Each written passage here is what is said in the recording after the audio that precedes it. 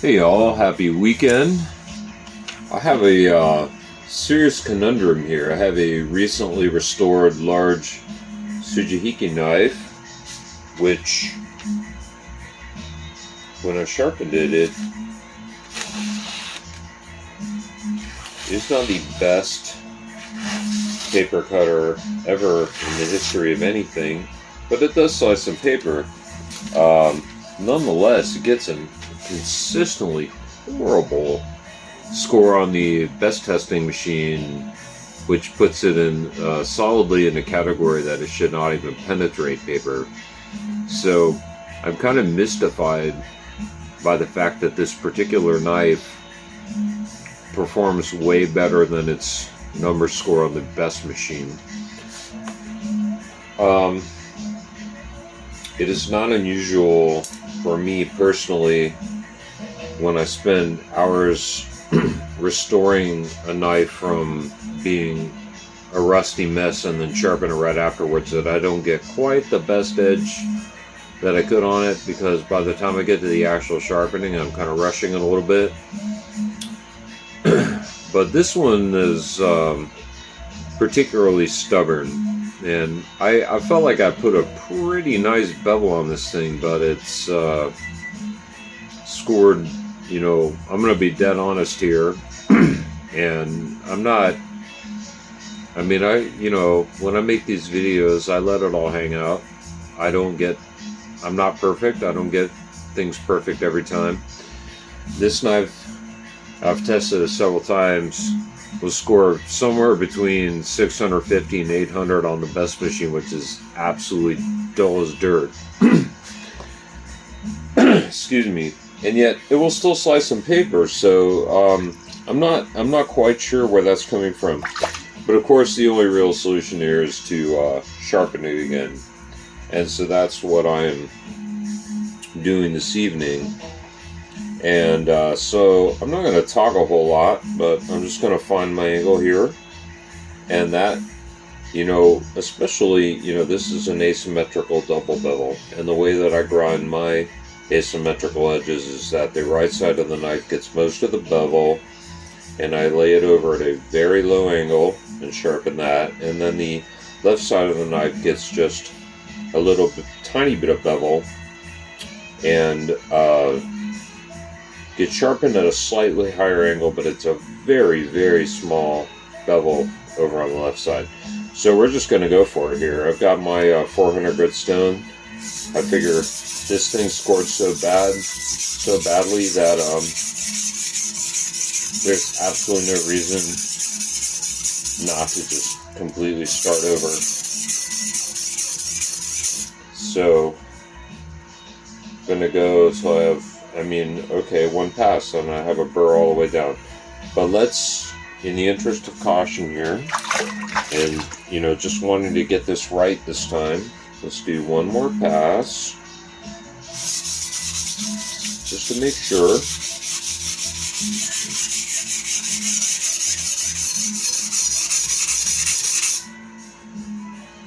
Okay, wow, just huge bevel. I am not even, I had it raised to a much higher angle than I did before. So let's lay it over a little bit more, a lower angle.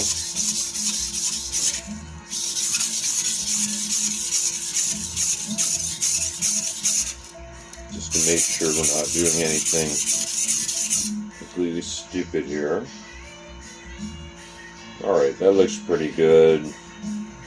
But yeah, okay. And then just a quick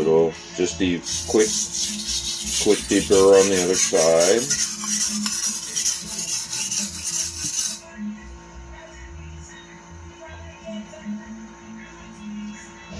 Okay. So right now we should have a very good edge. And I'm a little mystified as to how this knife possibly came out as dull as it did, but it did, and that is the reality that I have to live with. And so, excuse me, so now we're going to move on to 1000 grit.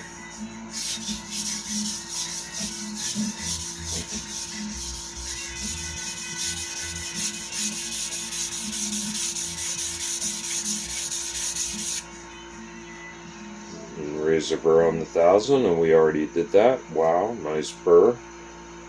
Very nice burr on the 1000 grit after one pass. Yeah, I have no idea how this knife ended up so dull, because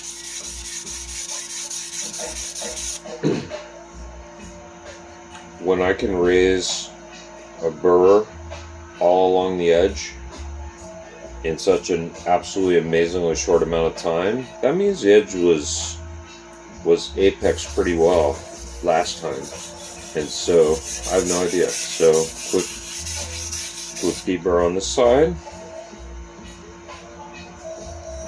Alright, I've already moved the burr back to the other side easily. Okay, alright.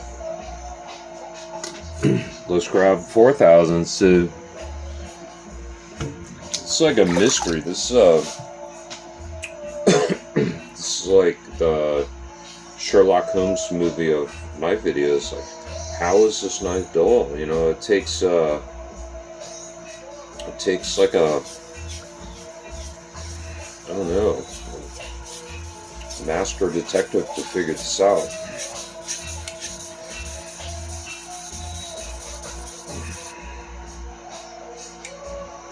A lot of times in these videos I'm pretty deliberate with my motions, but excuse me, in this video I am pardon me while I pre-sip my 8000 grit, because this is going so quickly. In this video everything is just flying by so fast. So let's make sure we get real good polish on the 4000 grit here.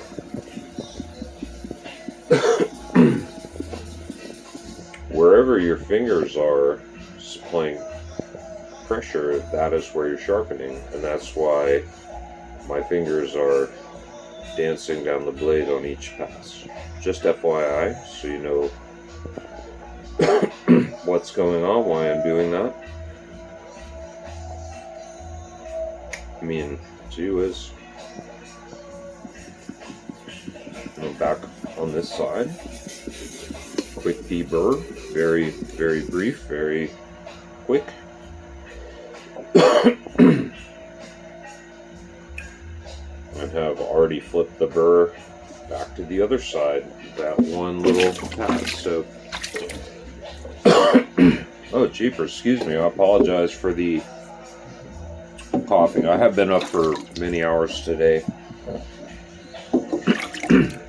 and apparently my voice is just scratchy as a result. So this is my Nanawa Snow White 8000 grit stone, and the Snow White requires a little bit of soaking, and then a nice rub down with a Nagura or cleaning stone, just to smooth that polishing surface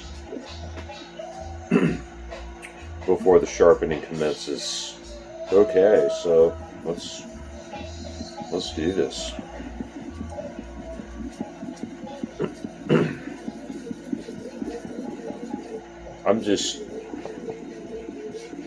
This knife is one of a number of similar older Japanese carbon steel, solid, workhorse type knives that I've restored over a period of time, and they always come out with just amazing edges, but this one didn't. And I admit to being very curious why this one did not do what most of them do. Alright, so we got a burr, nice burr.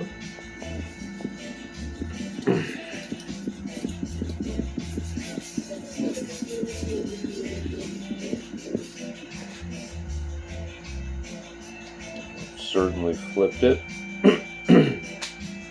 Yes. Okay. So now we just deburr them, we cut test again, and see if I did anything better. I've never, in my experience so far sharpening kitchen knives, I've never had one cut paper the way this one did in cut testing, and then put it on the BESS machine to get a score of like 600 to 800. It's just like mind-boggling. So what we're doing right now, this is just deburring. This is just refining that apex.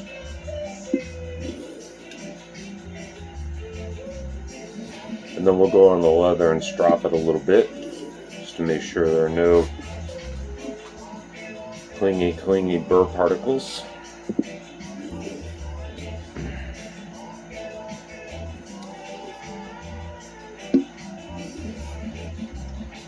I love this part.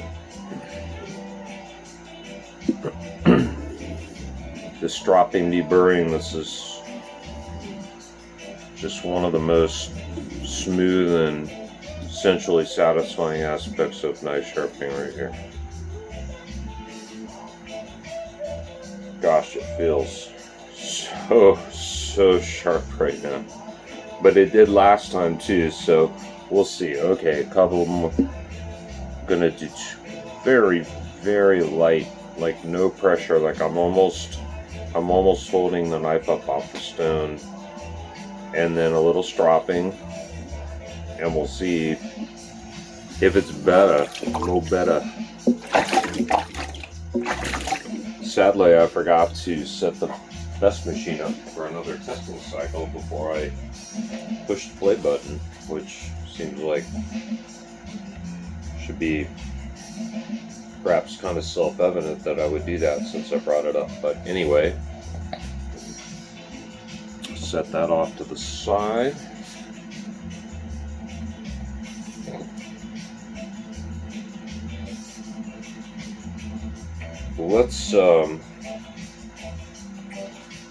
Let's slice a bit of paper before stropping to see.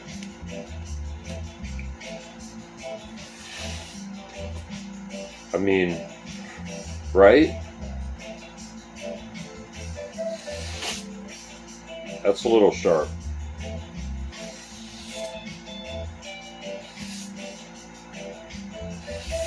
You would think. All right, I'm gonna strop it. We'll cut a little more, see how it does, and then you'll have to bear with me for a minute while I load the BESS tester. We'll try it again, see how I did, and maybe it'll be better, maybe it'll be worse. This is the mystery knife, which means it could be anything. So.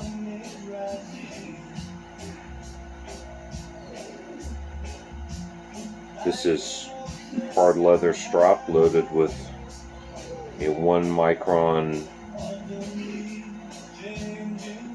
diamond emulsion, Gunny Juice brand.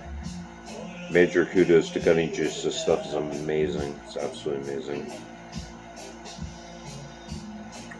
And all this is doing is a little polishing of the teeth at the edge, and just any little tiny clingy bits of wire burr that may be at the edges, just cleaning that off, making the edge just as refined as it could possibly be.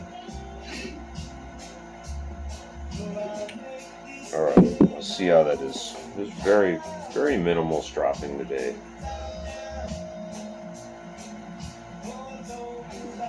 Alright, let's try some more cutting.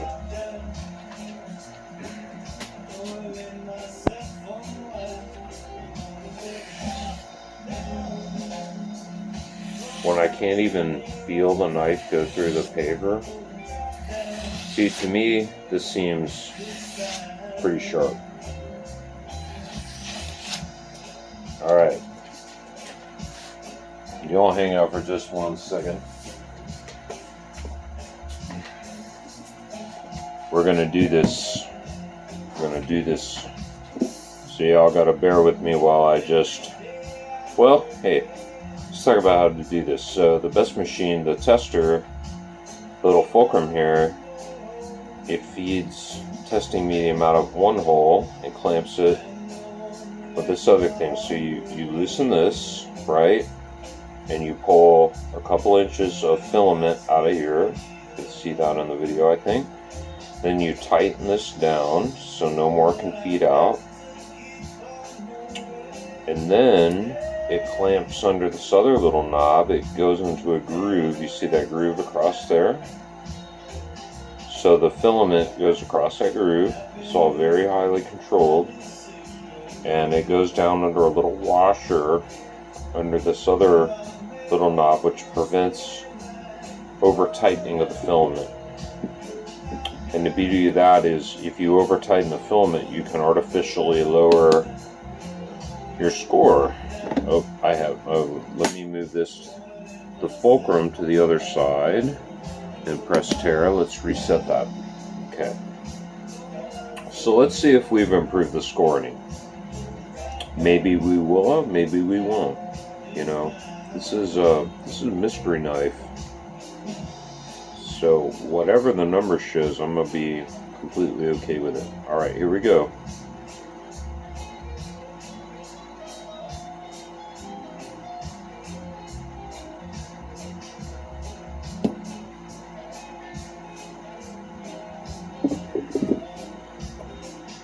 This is incredible. 653. Look how this thing slices. Let's do some more paper slicing. I find this so, you know, I don't know if maybe something happened to this blade in its history that the temper of the steel was completely destroyed or something. But watch this slice. Okay, this is not a BESS 653 edge.